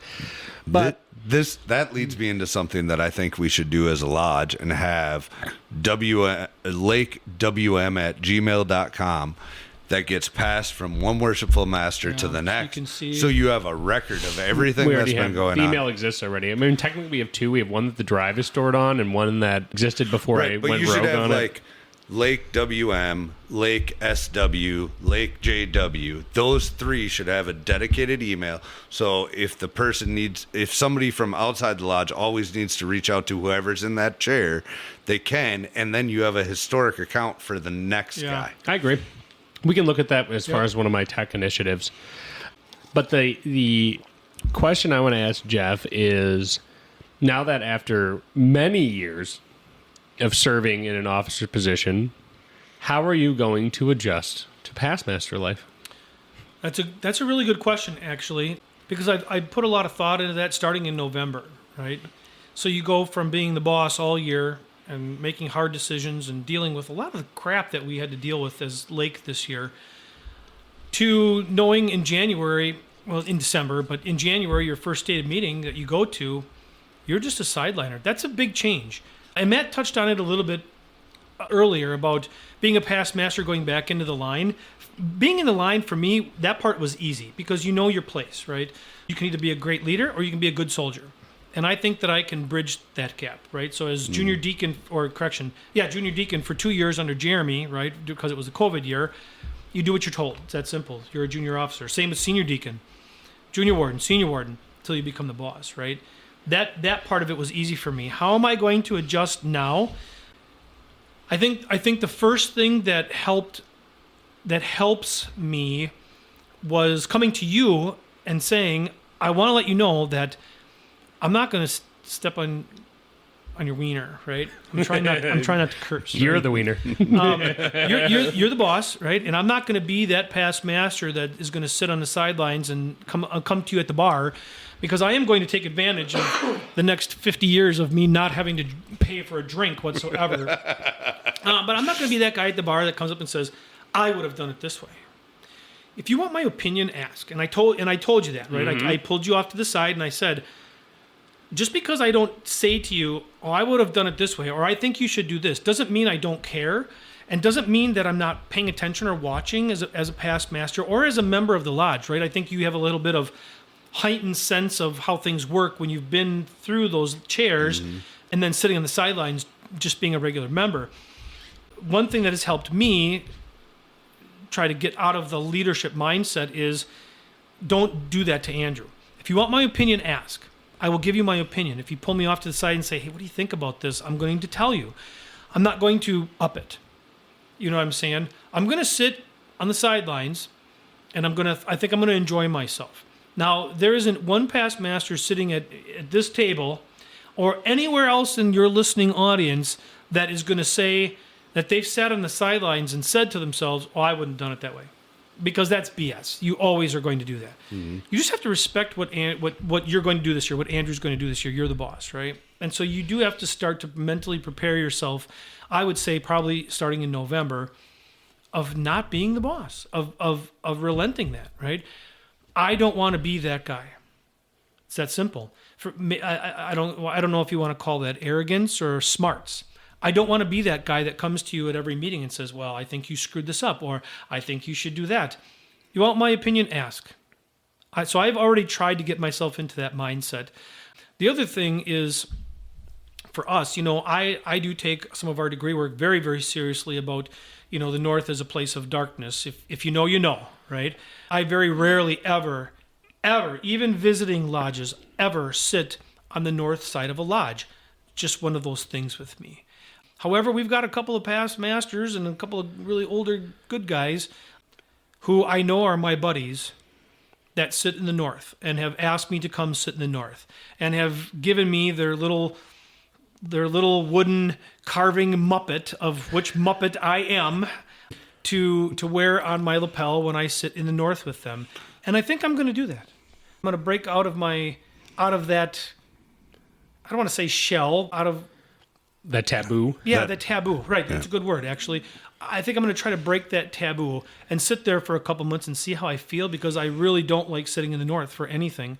But I want to hang out with them. I think that one person who sits in the north, I think it's going to make him feel uncomfortable with me being there, but I've been invited there, right? And so if you've been invited there, I think that you should go and at least hang out and see. I've got my Muppet wooden character of Animal, right? Yeah. Plays drums. So right? now Animal. we have Waldorf, Stadler, and Animal. Right? Oh, God. I actually had to modify a little bit, and I did talk to Art about it, and he's like, yeah, just pry that one part off. It was a keychain, a retractable keychain. Oh, yeah. I'm like, well, I don't need this. So I popped that part off, and I hot glued a heavy-duty magnet onto it so I can put it, so it'll go through my lapel of my, and I'm going to try it. I'm going to see how it goes. So I think you have to really get yourself into that mindset. If you want the advice, Andrew, I'm here for you. And I would do that regardless of that fact, but Already called you twice, so I know, and that's okay. I don't mind that. I'm here for you. I'm here for him. Whatever. That's how I have started to transition out of leadership into just being a normal brother. And I have told myself I am going to make other events. Right. I told you I'm going to, hopefully with your permission, help you more extensively in the kitchen for Robert Burns once I can get there. And during the meal, because you're going to be up at the podium, the steward should be out doing whatever you tell him to do. I'll be in the kitchen with you. I think that once you become a past master, your duties don't end to the lodge, right? And I've stressed that since 2016, right? Which is why, you end up putting your foot in your mouth and Jeremy asked me to come back. but that's part of the game. So I'm always going to be there. I'm always going to help out. But you just have to mentally prepare yourself.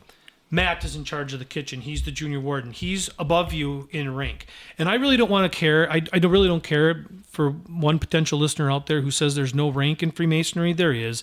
We're all brothers. We're all in the lodge. But there's elected positions of higher authority for that reason. There's rank in the officer line. That you elected, that you gave them the authority to do. That's right. That's what I mean. And so if I work in the kitchen, I know if Matt tells me to go do this, you just do it. That's just part of the game. Or if Andrew says go do this, you just do it. That's part of the game. Right? You're the boss. You're the master. I would respect you as a friend. I would respect you as the master regardless. But those are some of the things that I have been mentally preparing myself for, because statutorily I've done 6 years as a trustee. You can only do 6 elected years as a trustee per Wisconsin Masonic Code. I've sat the chairs, almost all the chairs, twice. There's really nothing more for me to do in the lodge short of somebody asking me to fill in for a year for a position or do something that I can do. So it's not only taking a step back from being the past master, it's taking a step back from, bro, you're done being an officer of this lodge. And that's, after 16 years, that's a big thing. So I think you have to prepare early, and I have been trying to prepare myself early so that I don't be that guy. I don't offend you, right, Andrew, because you're not only my friend but my worshipful master. I don't want to offend you. So there's a lot of things to take into consideration about that. Yeah. That some guys don't understand. No, and part of the benefit of having a strong officer line is that it makes that easier, right? I had no concerns passing off the reins to you, Jeff, right? And so it made it so that I didn't have to sit there and go, granted I went right back into the line as senior deacon, but I didn't have to sit there and go, what's going to happen now that I'm out of the East? Is this going to be a good year again? I knew what was going to happen. I knew it was going to be a good year. You going into the East, I know what's going to happen. I know it's going to be a good year. It makes it easier when you know the person behind you or the next couple people behind you is going to take the same care and put in the same effort that you did when you were there. It's very easy to become a grumpy past master or a past master that interjects himself way too much when you're not confident in the leadership that comes behind you. We are blessed that transition is easy because we are confident in the leadership that's coming next. So the big fear for me, and I will fight against it to the end of my days, is for a long time, we have had a very strong past master presence. And a brother came on this podcast and said, don't pass out. Yeah. Meaning you get through that and you go, well, if I can't be an officer, then I'm going to go find a body I can be one in. And then they move on to I'm not going to lie. independent. I don't want to cut you off. That does go through your mind. Yeah. Right. I just rejoined independent body, albeit a different valley. And I have thought, I think I'm going to go on that particular Wednesday and see what's going on. That doesn't conflict with our lodge, but that you are dead right, Andrew. That does go through a past master's mind. Absolutely. Yep. A good leader wants to lead. Right. Yep. And the thing is I am all for a past master pursuing other passions in other bodies now that they have the bandwidth to do so. But the two of the people I respect so highly in our lodge is Art and Tom. One's a past master, one's an active brother who's never stopped being active. Haven't had, besides me giving Tom a small part one time, which was fun, they just don't complain. They just go, well, it's my lodge. Was that with the columns? I forget. It might have been. That's an inside joke, listeners. Yeah. Ask Andrew sometime. And bringing him out of the sidelines to do something, they have never relinquished their attendance in their mother lodge. And, for the first time since I've been a member of this lodge, our lineup of past masters who've stuck around, besides the ones who are in the officers line, has started to dwindle thinner. And I go, well, that has put us in a lot of more challenging spots, because what I think past masters don't realize is how important they actually are, even if they're just on the sidelines. How their attendance not only bolsters our numbers, but it bolsters our ability to actually have smart people in the room, mentors, and all this type of stuff. And so, when I get done doing all the work I've been doing for 6 years, I want to be an active who's always there, willing to jump in on the events they choose to jump into because they're not required to, but their help is always needed and appreciated. Is that if you're a past master of your lodge, and I've met too many past masters where they come to some event and I go, "Hi, what lodge are you a member of?" And they go, "I'm a member of your lodge." And I go, "Wow, I've been here for 6 years and I've never met you." Sad. Very sad that I go, this was something that, as someone who's currently at the pinnacle of the lodge goes, you put so much heart and soul into this for years. And then you have a brother come up and say, "I don't know who you are." Right.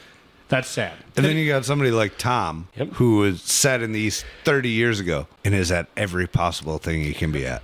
And so... And both he and Art have done their statutory requirement as trustees. Right. I asked Art about that, and he was a trustee. Both of them were, but they still come. I mean, we gave them... Didn't you give them recognition? I did. At Last my year. honors and awards, I gave them recognition. I can't remember exactly. I think it was like a certificate of appreciation for always being there. Yeah. And when, a lot of our past masters have moved, right? I get it. They've moved, and it's harder, and there's some times in life that that's going to happen. But there's many of our past masters that are just in town and not at lodge. And I think it's important, and it's one thing I've tried to keep track of, is that as a guy who likes to always have a task, I'd like to think that when I stop having tasks to do, that I want to make it a priority to just say, just go. Just be at lodge because they need you. I'll give you It goes back tasks. to servant leadership again. What did you say? I cut you off. What? I said, I'll give you tasks. Yeah, I might want social media back eventually, but But on a serious note, though, if you are a past master and you're looking to stay involved, then go to your worshipful master and say, "Hey, I'd like to do something." I did to you, right? Mm-hmm. For the listeners that don't know, for years and years, I've run our masters boards, right? And I didn't do it this year because, as the worshipful master, I find it inappropriate that you sit on the master's board, right? It's a conflict of interest. And I'm a big proponent of non-conflict of interest as much as you can. So I relinquished that to Grant, who did a good job for me this year, right? I asked him to take over for me, and he did a really good job for this year. Grant has some other endeavors that he's involved in right now, and I knew that. So I came to you and asked, "Hey, do you mind if I take this job over?" And you were fine with it. That keeps me still a little bit, I don't want to say not tied to the lodge, but it gives me something to do that's meaningful for the lodge other than keeping a red cushion warm on the sidelines. You know what I'm saying? So I would encourage anybody who's a past master of any lodge, anywhere, if you want to do something, go ask your leadership how you can help. And I'm sure they'll find something for you, whether it's a committee member someplace or doing something, Or planning an event. Right, or planning an event, right. being in charge of contacting widows or like anything like that. There's plenty of jobs that you could pass off to a past master. One thing that I didn't think of an hour ago when we were talking about, when you had mentioned the challenges for the year, right? Teamwork, obviously, was my big one.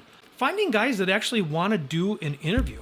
Guarding the West Gate. I gave a huge presentation for a couple of years for Grand Lodge about protecting the West Gate. That's one thing that I'm going to step up this year and do, since I really didn't want to do it as an officer of the lodge, because again, I think that's a conflict of interest. But now that I'm not an officer of the lodge and can't be, unless, lightning strikes somewhere down the road, I'd like to get involved with doing the interviews again. That gives you 1 out of 3 for this year, Andrew, right? Somebody that is going to raise their hand, someone who's going to run it effectively and efficiently and who knows the process. And it keeps me involved. It makes me feel like I'm doing something still without having to take on the responsibility of 13 text messages and 55 emails and all that stuff like that. the good news for you is you're probably going to be trapped with that one way or another, because part of my thoughts, because I as an officer, I would raise my hand sometimes, but as a very social member of the lodge, I usually didn't raise my hand because I talked to the guy like 20 times and I go, I already have a good feel about them, and I don't think you need me interviewing unless no one else wants to go. I was going to make a change this year that when I start the interview process, I'd say, so I need a chairman, I need a past master. And so I'm going to force a past master to take the chair job, because I know that we're like, no, but it gives younger guys like opportunities to be chairs or something. I go, I get that. But a lot of these younger guys, when they're given this, like, they might be the first time they've ever done one. I want to do a past master has to take the chair, and then 2 ideally newer members fill the other spot, so they can start building a relationship with a past master and do a task. I like it. I'll volunteer for it if you want to. If you're going to make it a committee, because that just makes me think I'm doing something that it's not necessarily going to be a committee. It's just going to be, all right. So first off, we have an interview committee. I need 1 past master to be chair. Hand raised, you're the chair. Now I need 2 members to be on the committee with them and I do like it that that way, idea. because I think it builds, not only because, as I said in my installation, one of my goals is to put the craft at work, meaning the sideliners, because those officers got a lot on our plate. So we're cannibalizing our officers line for everything. And we have all these members who want to do something. Let's have them do something. Right. So even if it's just doing that a couple times a year, perfect. You should put that in your next email. Okay. Yep. Honestly, put it out there to everybody Tomorrow. that actually reads their emails, right? That says, hey, we're going to look for volunteers to do this. Because it's tough. You guys sat in Lodge. How many times did I have to threaten with voluntold? Right. I actually had to do it once, voluntold an entire interview I committee. typically, the only time I volunteer, having been in the officer line for so many years and not been a sideliner, typically the only time I volunteer to be on an interview committee has been when I've either been junior steward, because I didn't sit senior steward, or junior warden. Because in those three positions, the stewards and the junior warden, you don't typically really get a chance to interact with your potential petitioners because you're stuck in the kitchen, right? So if I'm out on the floor and I've, like you, interacted with this guy a whole bunch of times, I don't want to be on his interview committee. I want somebody who hasn't had the opportunity to interact with him a lot to be on that interview committee, because they're going to bring a different perspective. I can still voice my opinion when we read the ballot and do the Master's board. Right, and do the master's board.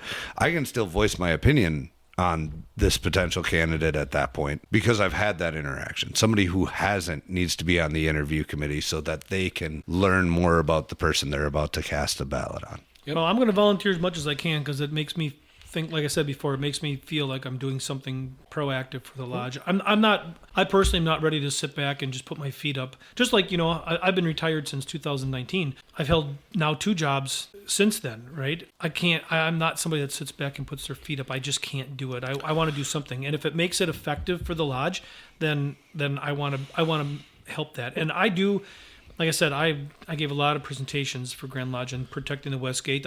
I wholeheartedly believe that is an extreme importance.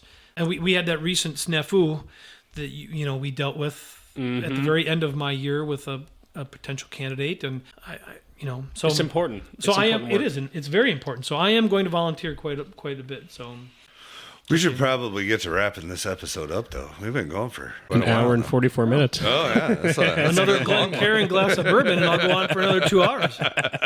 This is why we like having you on the podcast, Jeff. Right? Because booze is free. Well, no. Because we talk extensively and we get into the weeds about stuff, and it's always a good conversation. Well, there you go. Every 4 months we can do another one. And I want to say to you, Jeff, too, as you're moving into your past master life, if there are ways you think the past masters can be involved more, I want to hear them, and I want to hear them often, because I think a lot of the reasons why past masters passed out is because they feel like there's nothing left for them to contribute. I mean, we do it every time we do our yearly ballot. We put past masters to do the officers' balloting collection, but that's not enough. And so I want to find new and unique ways to not only include our sideliners, but to get our past masters experience being lobbied in a way that makes sense for them to have it. And I think investigation committee is just the tip of the iceberg, because that's the perfect thing. Somebody who actually knows what the heck they're talking about and actually understands what a Mason is, being the chairman, who has enough experience to know how to conduct these things effectively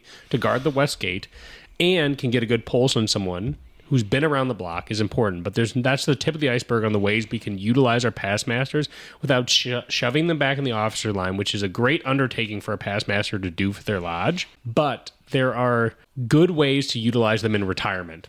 You know what I mean? In their retirement from the lodge, but they still have jobs periodically throughout the year. Let me think on that. One thing that comes to mind is like when you look at DMLA, and I've been, I don't want to say heavily involved in DMLA. I was the chapter dad and chapter chairman for the Priory, but my boys have been heavily involved, and I've listened to Ryan and Sam throughout the years, and they've got like an alumni association type thing.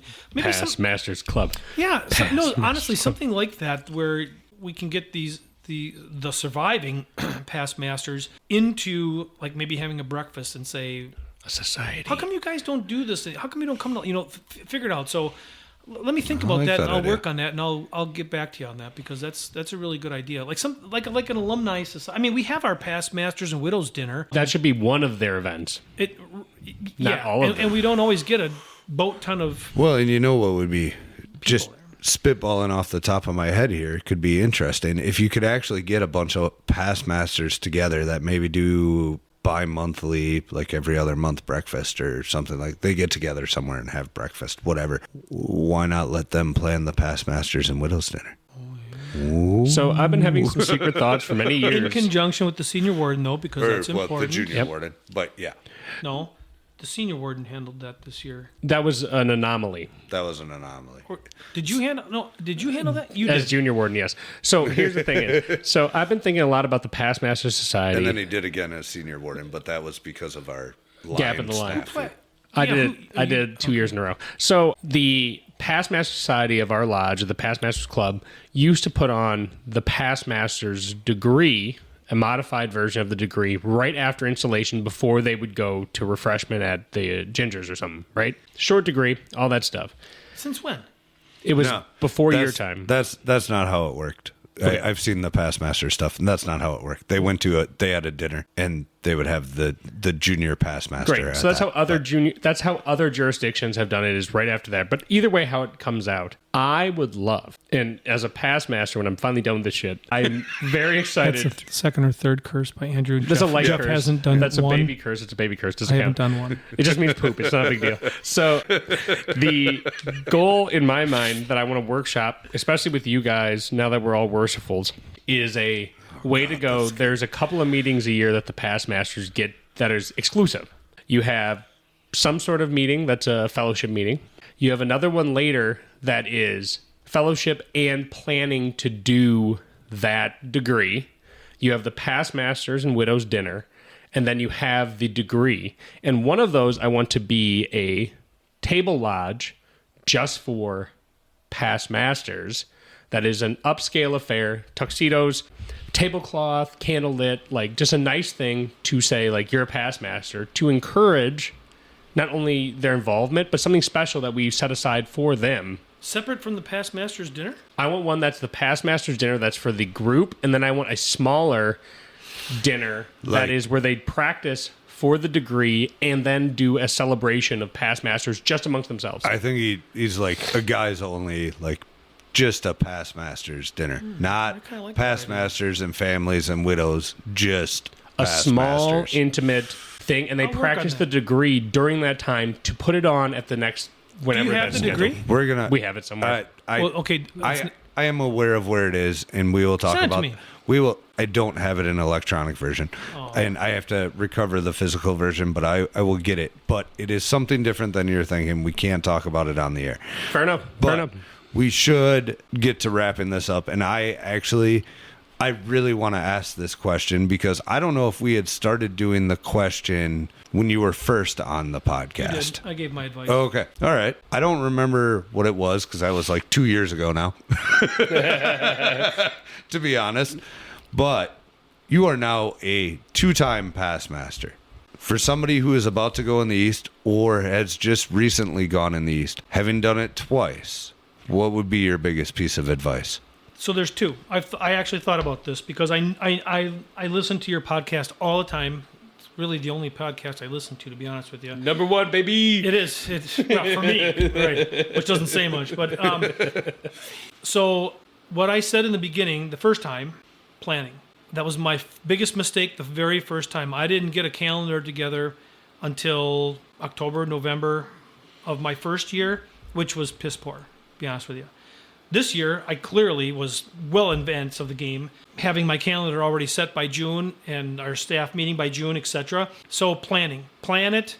Plan your calendar. Start early. Start thinking about it as a junior steward, right? If you're dedicated to the craft, you're going to think about moving through all of the lines that your lodge is asking you to sit through, whether that be from a steward's position or from senior deacon's position for somebody that I'm close to that I disagree with. But, I mean, he'll do a good job, but should have started earlier. Anyway, start thinking now. Start thinking now about your year. Start your planning. Watch what's going ahead of you. What can you change? What would you like to change? What do you think is great? How can you modify it? Start now. Start your planning. So obviously that's the first thing I ever said. The second thing, I think, sort of twofold. Number one, communication. We've mentioned that. We've beat that dead horse many times. You cannot over communicate. Whether your officers get mad at you for sending out a text message every day or an email every week or whatever, there can't be too much communication, because when you set the standard, when you tell people your expectations and you follow through with that for an entire year, you're going to be successful. And if you're not, if somebody's failing, that's on them. You've given that, right? Communication is the big one. And following through is probably the other one. Follow through with everything that you're doing. It can be very enjoyable, right? And I know it sounds a little doom and gloom here because we are so big and we are so active, and not every lodge is as big and as active as us. But the principles are the same, right? Communication, planning, and do it. And accountability. Yeah, the accountability part of it, and do what you're going to do. Set that standard. That's what makes or breaks a lodge. Not that I want to get too far off that topic. We had a brother one time that would go to the outer door and just say whatever he wanted to say. It's not what our ritual says, right? And I know that when he would have become the master, which he didn't, but I pulled him aside and said, if you don't teach the young people how to do it right, you can't be mad when it's wrong in your year. Do it now. Right. And the next month he changed, and the months after that he changed, right? So being an effective leader like that is important. Having your teamwork is important. So I know I'm getting down a rabbit hole with your question, but you're good. We live by the rabbit hole and we die by it. Right. But the communication leads to the leadership part, and to the teamwork part, really. And that, I think, are a lot of the keys to make it effective. I think we had a really good year this year. Again, not tooting my own horn. I personally don't think that I would have gotten the most beautiful, heartfelt gift that I got from the lodge, right? I'm using air quotes, from the lodge, but from a brother who must have thought I did a good job, but it was on behalf of the lodge. I wouldn't have gotten that if I don't think I did a good job. Clearly, there were things I could have done better. But, those are the things that I've changed from one year to the next, which is how this podcast started, clearly made it better for not only myself, but for Lake Lodge as a whole, which is the ultimate goal. Well, and I think your advice is extraordinarily solid, and your answer to that question was amazing. And part of the thing that I feel like makes that answer amazing is something that can be applied to a lodge, whether you have 20 members of your lodge or whether you have 500 members of your lodge. Communication, planning, and accountability. Yeah. No, and the thing is, so I've been asked since doing this podcast, and we talk a lot about culture on this podcast, and that's been a theme that's run through it. Like, what's your lodge culture? If you don't know what it is, figure it out. You need to know what your culture is. And I've had brothers talk to me from smaller lodges and say, like, hey, like, I don't know if we can do something like that. And I go, and to the comment that I said about pretend that you're a Grand Lodge, what would you be doing? And I've always thought about this, even though our lodge is larger, it's not that large. Like, we have some blessings, but for the most part, we're still fighting every year to continue to do our work. We are never given the grace of being like, oh, we have so many options. We have options, but we're not swimming in them where it's like, what an easy time. We're still working. Is the understanding that you need to pretend that you are the big lodge. You might have 20 members. There's a bunch of lodges in this state that I know that have 20, 30 members who are absolutely, unadulteratedly kicking ass. Fourth swear. They are kicking ass, fifth swear. And they are doing a very, very good job. And Jeff didn't do one. Not Curse one. word. I'm taking them all. And the thing is the reason they're doing it to it is because they're not thinking, oh, woe is me. If only I had 100 members. But I'm going to tell them the secret sauce. We have 189 members-ish, but we still only having 20 or 30 show up to our meetings. That's right, yeah. So as much as we are blessed to have some more dues payers, we're still fighting that same fight that every other lodge is. But the key is if you are giving them the accountability that you mentioned, the respect of their positions, and pretending that you're a big lodge. And what would a big lodge be doing right now? They'd be scheduling events. They wouldn't be sitting on their haunches going, well, we're just depressed. And you go, no, you need that enthusiasm. You need to make an ambitious goal. You need to chase it. And you need to hold brothers accountable. That's the difference between a lodge with a growing mindset and a lodge with a dying mindset. Yeah. Mm-hmm. And that does not depend on your size, because I have seen a lot of smaller lodges punch up pretty hard because they have a growing mindset and not a dying mindset. Well, look at Middleton. They're making huge change. Oh, yeah. Look at Middleton, look at Union Grove. Yeah, There's tons and tons of lodges I can think of that are they're just giving a shit. You get a firecracker in there to light the fuse, and people will follow it. So you're absolutely right, Andrew. So I want to thank you guys for having me on again. Apologize to the listeners to have to listen to me again. But you know what? I do think it's an important topic to tackle, right? Like, what could you have done better from one year to the next, or what did you do better?